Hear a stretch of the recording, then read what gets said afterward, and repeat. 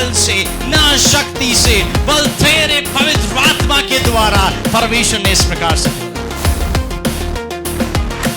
आपकी permanent success है, permanent सफलता है आपकी।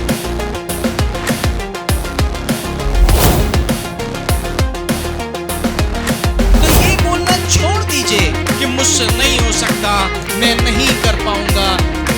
पवित्र आत्मा की सामर्थ के द्वारा मैं चमक रहा हूं। परमेश्वर का राज्य मेरे द्वारा बढ़ रहा है यीशु के नाम से।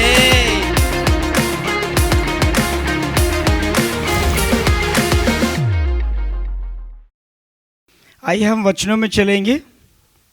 हम निकालेंगे मत्ती रचित सुसमाचार, उसका पहला अध्याय और 18वां पद पढ़ेंगे, लगातार पढ़ेंगे। फिर उसके बाद में हम लूका 1 उसका 26 से 27 को देखेंगे। तो निकाल कर रखिएगा।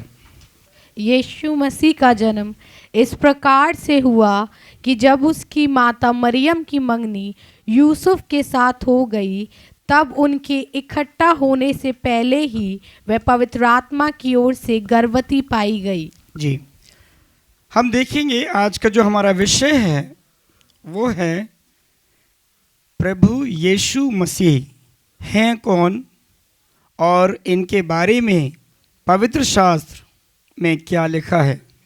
हम विश्व में अगर देखें, प्रभु यीशु को मसीह को मानने वाले सबसे अधिक हैं, और सबसे अधिक इसलिए हैं क्योंकि हर एक व्यक्ति सत्य को जानना भी चाहता है, समझना भी चाहता है और उसके हिसाब से अपने जीवन को बिताना भी चाहता है।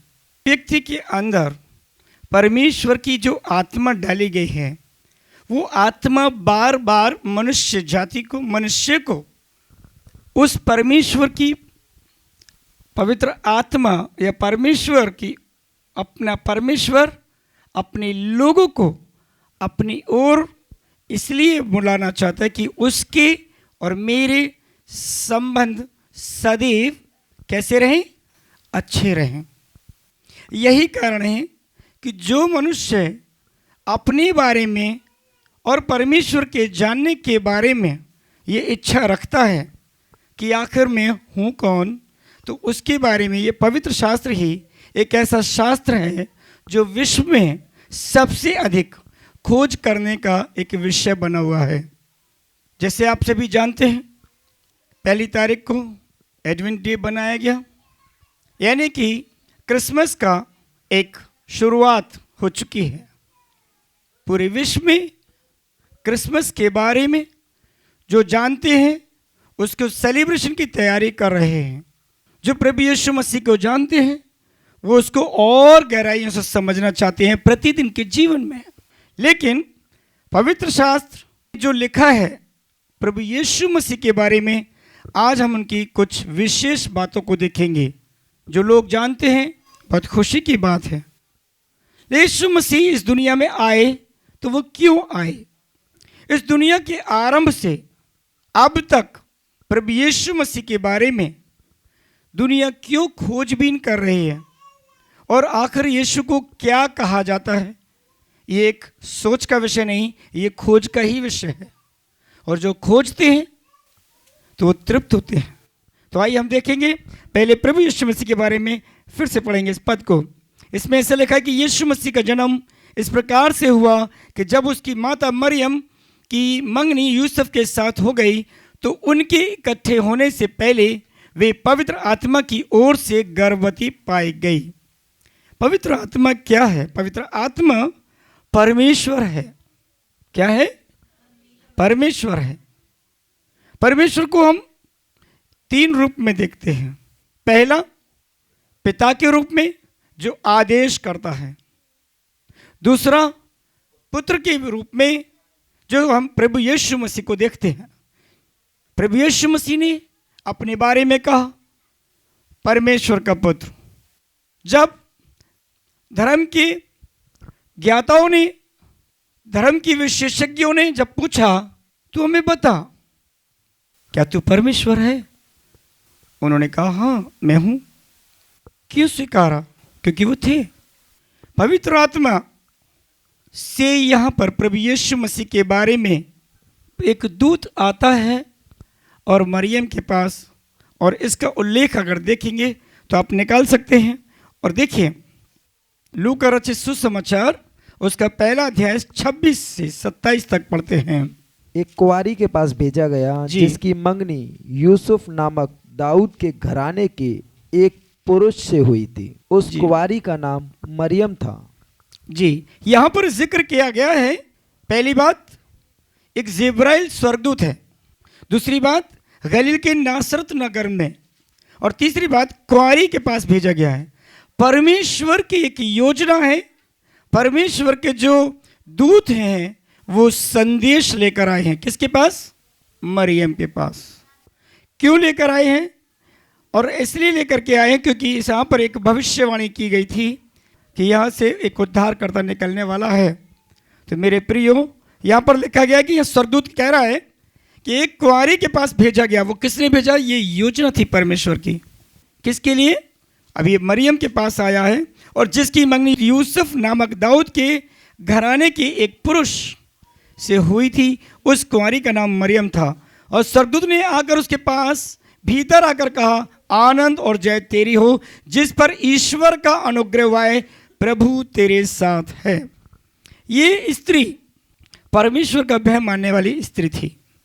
ये कुंवारी से ही क्यों जन्मा? क्योंकि जब पूरी दुनिया की जब पहले सृष्टि हुई और दुनिया में जब सृष्टि के बाद उस स्त्री ने क्या किया?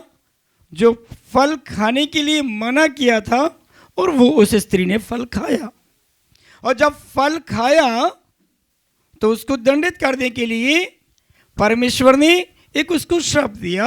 और किसको दिया? जो सर्प बनकर के जो आया, इब्लीस है ना, और जो परमेश्वर का विरोधी था, और वो चाहता था कि वो स्वर्ग से भी ऊपर एक क्या बनाएगा? अपना सिंहासन बनाएगा।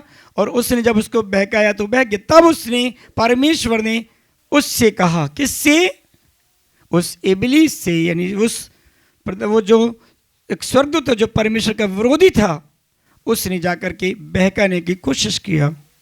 उसका जिक्र हम देखते हैं उत्पत्ति की पुस्तक, और उसका आप देखेंगे 3 अध्याय और 15वें पद में ऐसा लिखा है, और मैं तेरे और इस स्त्री के बीच में, तेरे वंश और इसके वंश के बीच बैर उत्पन्न करूंगा, और वह यानी जीसस क्राइस्ट स्त्री का वंश कहलाए। कुंवारी है, स्वर्गदूत भेजा गया है सूचना देने के लिए।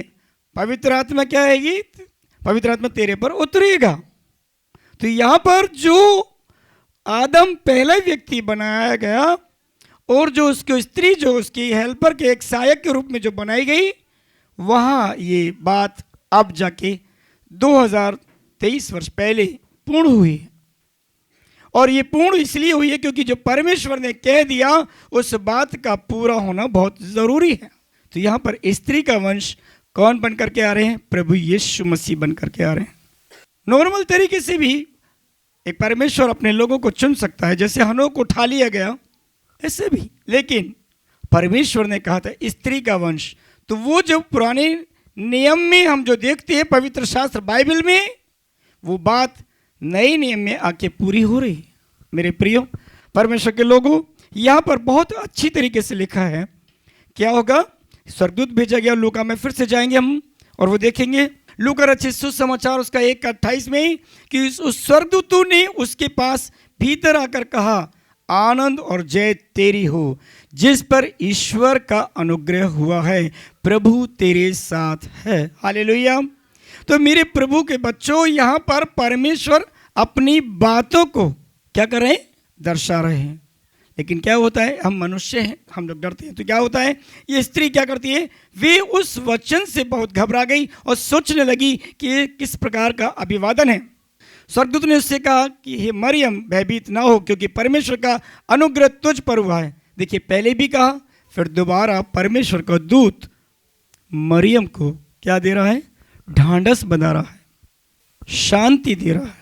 ये इसलिए होना जरूरी है क्योंकि वचन की बातें क्या हो जाए? पूरी हो जाए। और अगर हम आगे और पढ़ते हैं 31वें पद में लिखा है कि देख, तू गर्भवती होगी, तेरे एक पुत्र उत्पन्न होगा, तू उसका नाम यीशु रखना, यानी नाम तक मेरे प्रियो परमेश्वर ने चुना है। सेलेक्टेड नेम यीशु रखना। इसी बात को मत्ती रचित सुसमाचार में भी जिक्र किया गया है।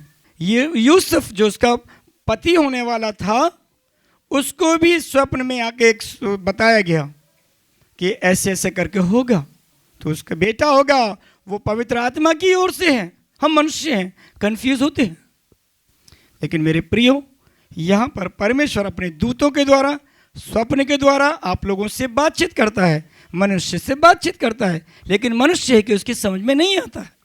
परमेश्वर ने इतनी बुद्धि दिया मनुष्य को, उनको अपने दासों को, कि वो लिखना शुरू कर दिया। लेख और लिख दिया गया, इसलिए कि आप और मैं उसको पढ़ सकें और आने वाली पीढ़ी तक समझा जा सके। क्या कारण था उसको मरियम को चुनने का? क्योंकि वो एक भविष्यवाणी थी, या उसको जो श्राप दिया गया था, किसको? स्त्री का वंश तेरे सर को कुचलेगा, यानी शैतान को हराने के लिए प्रभु यीशु मसीह को भेजा गया। क्या करने के लिए? हराने के लिए। इसके बारे में लिखा है कि अगर तुम के नीचे शैतान का सामना करोगे, क्या हो जाएगा? वो तुम्हारे सामने से भाग निकलेगा। मेरे प्रियो, हम इसके बारे में याकूब में पढ़ सकते हैं, 4 अध्याय और उसकी 7वीं और 8वां पद लिखा है, इसलिए परमेश्वर के अधीन हो जाओ, शैतान का सामना करो तो वे तुम्हारे पास से भाग निकलेगा। परमेश्वर के निकट आओ तो वे भी तुम्हारे निकट आएगा। मेरे प्रियो, परमेश्वर का प्रभु यीशु मसीह का भेजने का उद्देश्य सिर्फ इतना है कि मनुष्य जो उससे दूर हो गया है, यशायाह नबी की पुस्तक में भी लिखा है कि लोगों ने अपने मार्ग अपना लिए, यानी अपने अपने तरीके से वो जिंदगी को जीने लगे। तब यीशु मसीह को भेजा गया, इसलिए कि वो क्या आ जाए? किसके करीब आ जाए? परमेश्वर के करीब आ जाए। मेरे प्रियो, तो यीशु एक ऐसा सर्वशक्तिमान परमेश्वर का पुत्र है जिसने मुझे और आपको बचाने के लिए, उद्धार कराने के लिए और आपके पापों को क्षमा करने के एक रास्ता दिखाने के लिए इस दुनिया में भेजा गया है। आइए इसके आगे और हम पढ़ते हैं। तो अभी हमने देखा वो पहली बात, वो पत्र पवित्र आत्मा की ओर से था, भविष्यवाणी पूरी हो रही है। दूसरी बात अभी हम देख रहे हैं कि यहाँ पर अभी मरियम को ही समझाया जा रहा है, ऐसा नहीं है, उसके पुरुष को भी समझाया गया। आइए देखेंगे, उसका जो पति बनने वाला था वो सोचने लगा क्या होगा। निकालिए उसी मत्ती रचित सुसमाचार उसके पहले अध्याय में जाएंगे और उसमें हम साफ साफ देखेंगे। 1 अध्याय उसका 19 पद में लिखा है, उसके पति यूसुफ ने जो धर्मी था उसे बदनाम करना नहीं चाहता था, चुपके से त्याग देने का विचार किया। 20वां पद, जब वे उन बातों की सोच में ही था तो प्रभु का स्वर्गदूत उसे स्वप्न में दिखाई देकर कहने लगा। यहाँ भी स्वर्गदूत आया है मेरे प्रियो, स्वप्न में भी स्वर्गदूत किसके लिए? मेरे और आपके लिए है, मेरे और आपको बचाने के लिए। हम लोग प्रार्थना करते हैं कि परमेश्वर, आपका वचन कहता है स्वर्गदूतों को तुम्हारे लिए क्या रखा गया, तुम्हारी सेवा ठहर करने के लिए। तो मेरे प्रिय, यहाँ सेवा करने के लिए अपने जो विश्वासी जन जो धर्मी हैं क्या कर रहे हैं? उसको समझाने के लिए भेजे गए। अभी यीशु का जन्म अभी हुआ भी नहीं है, और जब यीशु आए तो उन्होंने भी समझाया। क्यों समझाया, क्यों आए, मैं आपको बताना चाहता हूँ। चलिए आगे देखेंगे।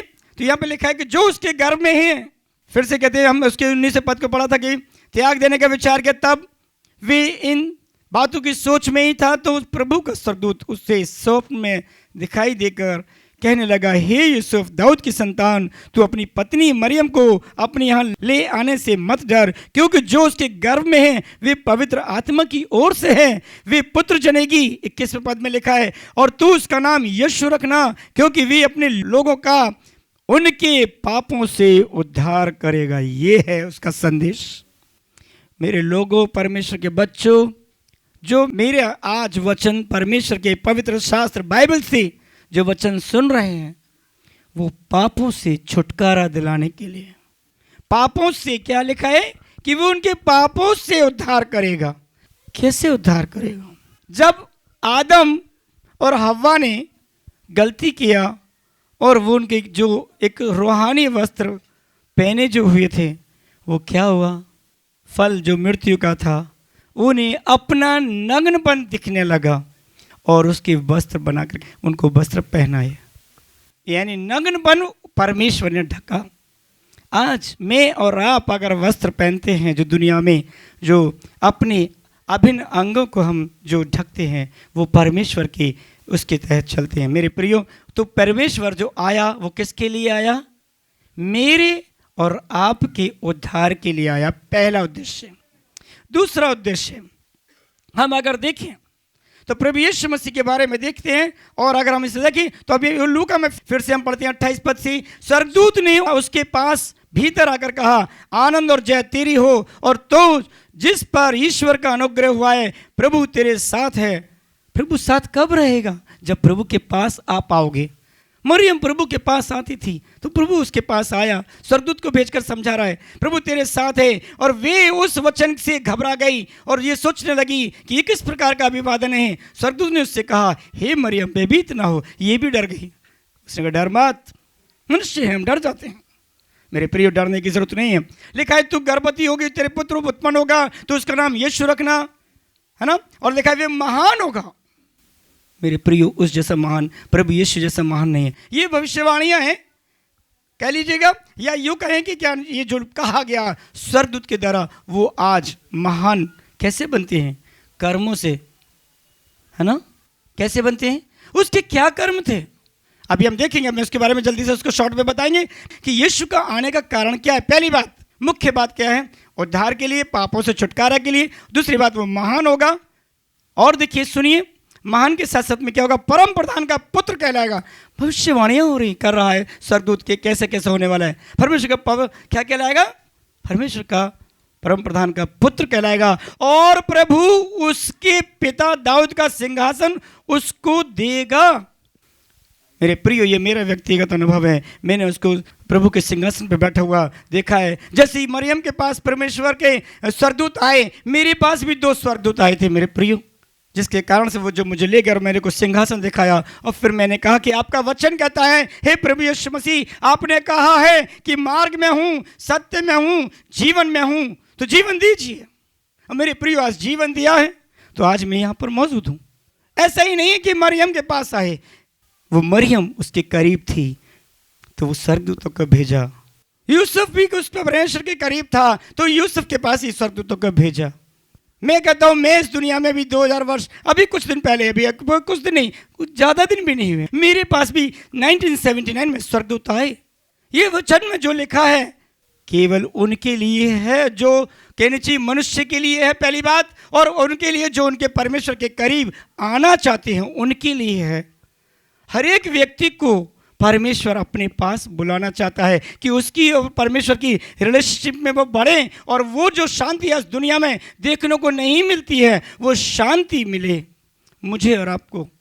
पाप के कारण से, एक गलती करने के कारण से दूसरी गलती में गिर जाते हैं, फिर तीसरी गलती में गिर जाते हैं, और गिरते गिरते हम इतना जंजाल में फंस जाते हैं। तो देखिए, तो महान होगा पहली बात। दूसरी बात, परम परमेश्वर का परम प्रधान का पुत्र कहलाएगा। तीसरी बात, चौथी बात, वो उसको सिंहासन दिया जाएगा। और पांचवी बात अगर देखें तो यहाँ पर लिखा 33वें पद में, लूका रचित सुसमाचार पहले अध्याय की और 33वें पद में लिखा है, वे याकूब के घराने का सदा राज्य करेगा और उसके राज्य का अंत ना होगा। हालेलुया। ये है परमेश्वर प्रभु यीशु मसीह। मेरे प्रिय, और जल्दी जल्दी देखिए परमेश्वर के बारे में और क्या क्या, प्रभु यीशु के बारे में क्या क्या लिखा है। ये स्वर्गदूत बात कर रहा है, वो मेरा भी अनुभव है। सचमुच में वहां पे वो राज कर रहा है। और यीशु के गुण देखेंगे, आगे लिखा है कि मरियम ने स्वर्गदूत से कहा, ये कैसे होगा, मैं तो पुरुष को जानती नहीं। और स्वर्गदूत ने उसको उत्तर दिया, पवित्र आत्मा तुझ पर उतरेगा, परम प्रधान की सामर्थ्य पर छाया करेगी, और इसलिए वे पवित्र जो उत्पन्न होने वाला है वे परमेश्वर का पुत्र कहलाएगा। हालेलुया। ढांढस पर ढांढस, शांति पर शांति कायम करने के लिए उसको समझा रहा है। ये हर कोई नहीं कर सकता, ये केवल वही कर सकता है जो शांति का दाता है। वो शांति का राजकुमार कहा गया, उसने खुद को, अपने आप को, सारी बातों को सहन किया। और हम देखेंगे, अभी जल्दी से आगे देखते हैं। अगर हम देखें इसकी लूका रचित सुसमाचार और उसका 2 अध्याय और उसके 11वें पद को देखें तो देखिए क्या लिखा है। कितनी अच्छी बात लिखी है कि यीशु मसीह के बारे में कि यीशु मसीह आखिर है कौन।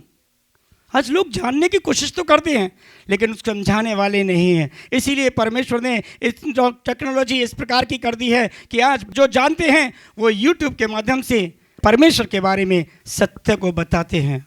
तो क्या लिखा है, पढ़िए जल्दी से। कि लूका आज- रचित सुसमाचार 2 अध्याय के 8वें पद में लिखा है, और उस देश में कितने गडरिये थे जी जो रात को मैदान में रहकर अपने झुंड का पहरा देते थे। जी आगे पढ़िए। और प्रभु का एक दूत उनके पास आ खड़ा हुआ। यहाँ भी अभी गड़ड़ी भीड़ चढ़ा रहे हैं, अभी यूसुफ के पास पहुंचे हैं स्वर्गदूत, और अभी मरियम के पास पहुंचे हैं, और यहाँ पर अभी जन्म होने की तैयारी पर हैं, और वहाँ पर जो अभी जाने वाले हैं, और यहाँ पर गड़ड़ी अपनी घास मतलब अपने भेड़ बकरे को चरा रहे। तो देखिए क्या हो गया, एक दूत यहाँ भी आ गया मेरे प्रियो।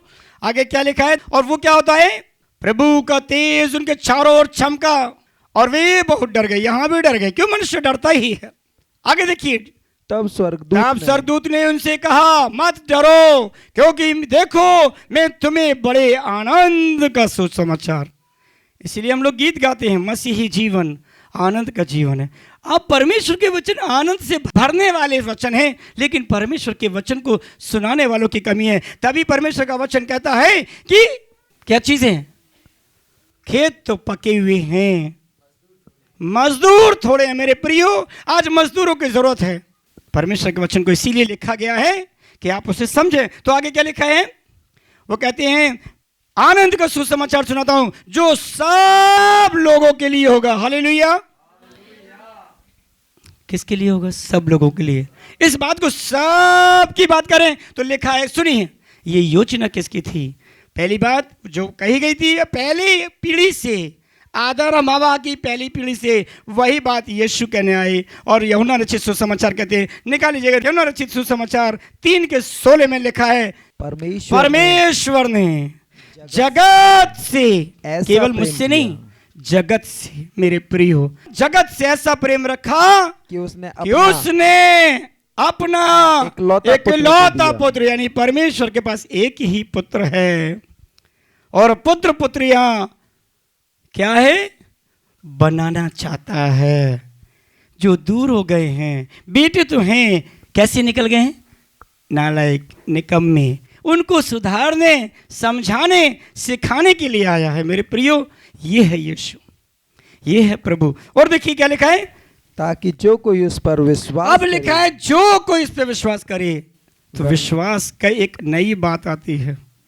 प्रभु यीशु मसीह कौन है, क्यों आए, यहाँ लिखा है जो विश्वास करे, यानी कि अविश्वासी हो चुके हैं। इसका मतलब जब अविश्वासी हो चुके हैं तो विश्वासी बनने की जरूरत है। जो विश्वास करे वो कहता है नाश ना हो। इसका मतलब अभी भी जनता नाश हो रही है, एक दूसरे के दुश्मन बने हैं, एक दूसरे को खून के प्यासे बने हुए हैं, एक दूसरे को मारने के लिए, एक दूसरे को बदला लेने के लिए तैयार हैं। उसने कहा नहीं, जो विश्वास करे नाश ना हो परंतु अनंत जीवन पाए। मेरे प्रियो, अनंत जीवन तब पाएगा जब वो प्रभु यीशु मसीह के करीब आएगा। तब आपसे शैतान दूर भागेगा, तब आपके बंधन तब टूटेंगे जब आप परमेश्वर के करीब आएंगे, जब आपके लड़ाई झगड़े खत्म तब होंगे जब आप प्रभु के करीब आएंगे। क्योंकि मेरे प्रभु यीशु मसीह ने शांति दे करके, शांत तरीके से सह करके, जुल्म और सितम सह करके, क्योंकि एक योजना थी, बलिदान देना ही था, कुर्बानी देनी ही थी, इसलिए वो आया ताकि आपके पाप क्षमा हो जाए, आपके गुनाह क्षमा हो जाए। सब जब क्षमा होंगे, और इसके लिए लिखा है, जल्दी से क्लास पर पढ़ेंगे, उसको एंड करेंगे। और लिखा है कि यहाँ पर भी, फिर उसके बाद में अगर हम कहानी पढ़ें तो यहाँ पर लिखा है स्वर्गदूतों को दल आया। क्या आया, तो क्या आप कन्फेस करेंगे अपनी अपनी गलतियों को, गुनाहों को माफ़ी देने के लिए, पापों से छुटकारा देने के लिए अपने आप को तौबा करें। लिखा है याकूब 5:16 में लिखा है कि यदि हम अपने गुनाहों को माफ़ मांग लें, अपनी गलतियों को मान लें, एक दूसरे के सामने, हम लोग अपने गुनाहों को छिपाते रहते हैं। छिपाने की जरूरत नहीं है, परमेश्वर के करीब आने की जरूरत है। आइए हम प्रार्थना करेंगे और उससे कहेंगे कि हे पिता मुझे क्षमा कर, क्योंकि मैं तुझे नहीं जानता था, आज मैं जानना चाहता हूँ।